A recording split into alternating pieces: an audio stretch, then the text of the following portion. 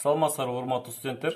Гидростатикалык стенд бир көнүгүүлөрүнүн биринчи жумушу суюктуктардын, тыгыздыктардын жана ошондой эле өздүк массасын аныктоо боюнча жумуш.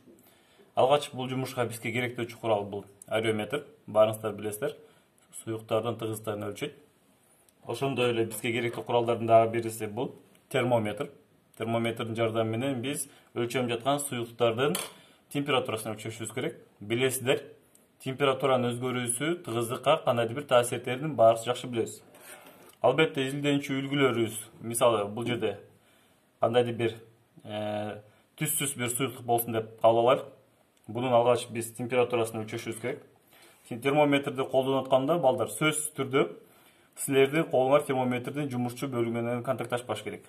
Себеби дегенде силердин денеңиздердин жылуулугу термометрге берүү менен андагы көрсөткүчтөрдө өзгөрүшү мүмкүн. Биз термометрди үлгүгө коебуз жана анын кандайдыр бир убакыттын ичинде температурасы туруктуу абалга келгенин өлчөп алабыз.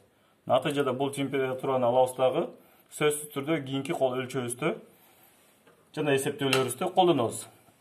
Ареометрдин иштөө принципи билесиздер. Ареометр деген ичинде коргошун болот. Абдан иштеп атканда дыкат этиш керек. Жана ошондой эле ареометр иштеп атканда коргошун бөлүгү төмөндө карай салыш керек. Төмөндө идишке салынат. Идиштеги суюкка салыш керек. Суюктуктун көлөмү ареометрди калкып туруучу абалда болуш керек. Жана биздин ареометр идиштин бетине тийбей төмөнгүдөй фиксация абалда болуп туруш керек. Натыйжада биз ареометрдин бетиндеги шкала аркылуу суюктуктун тыгыздыгын өлчөп, ошол маанини алып туруп, мисалы бул жерде азыр бул үлгүнүкү бизге көрсөтүп жатат. Так, 1.05 көрсөткөнүнө байланыштуу, демек биз буну жазабыз дагы 1.05 ареометр шкаласын тыгыздыкка которуп алабыз.